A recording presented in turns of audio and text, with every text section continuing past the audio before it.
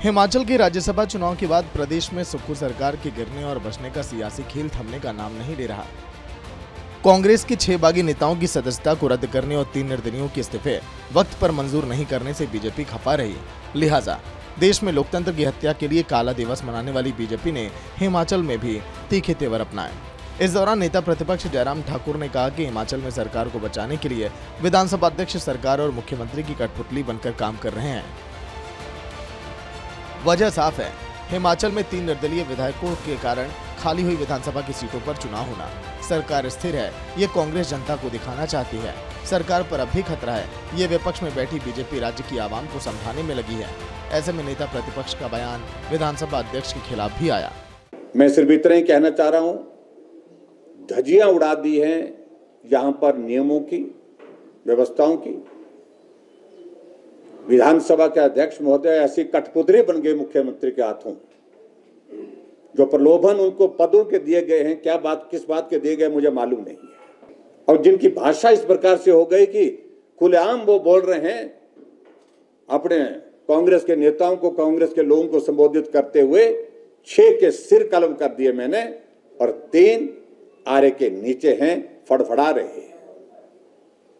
ये भाषा विधानसभा के अध्यक्ष इस्तेमाल करे तो मैं समझता हूं तो इससे बड़ा दुर्भाग्य कोई हो नहीं सकता। उधर नेता प्रतिपक्ष के बयान से खफा विधानसभा अध्यक्ष ने अदालत के अवमानना का डर दिखाकर नेता प्रतिपक्ष को ही नहीं, किसी भी नेता को ऐसे बयानों से बचने की नसीहत दी। उन्होंने संवैधानिक तौर पर अपनी अदालत और शीर्ष और उच्च अदालत के फैसलों का भी जिक्र किया। विधानसभा अध्यक्ष ने कहा कि हिमाचल प्रदेश हाईकोर्ट की डबल बेंच और फिर तीसरे जज ने यह भी माना कि विधानसभा अध्यक्ष के अधिकार क्षेत्र में दखल नहीं दे सकते। उन्होंने कहा कि 3 निर्दलीय विधायकों को मामले में हाईकोर्ट के बाद शीर्ष अदालत से भी तीनों निर्दलीय ने राहत मांगी है, पर सर्वोच्च न्यायालय ने इनकी इस अपील को भी खारिज कर दिया। उन्होंने कहा कि फिर कोई भी नेता या प्रतिपक्ष उनके फैसले पर टिप्पणी नहीं कर सकते।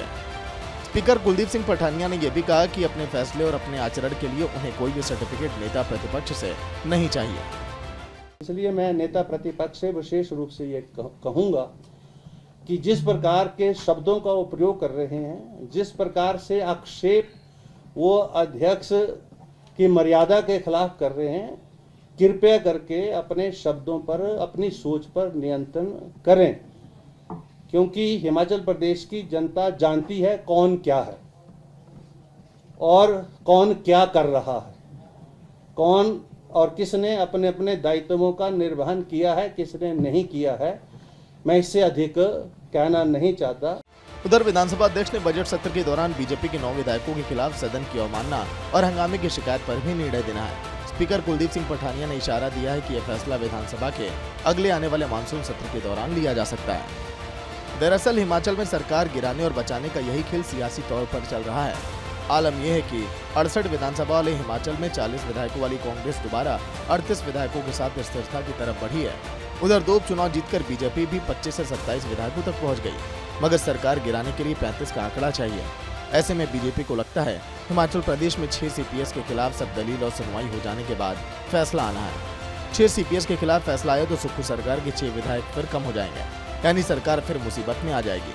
मगर कांग्रेस को लगता है कि सीपीएस कानून के दायरे में रहकर बनाए गए हैं। ऐसे में अब सरकार की गिरने की हर संभावना से कांग्रेस इनकार कर रही है।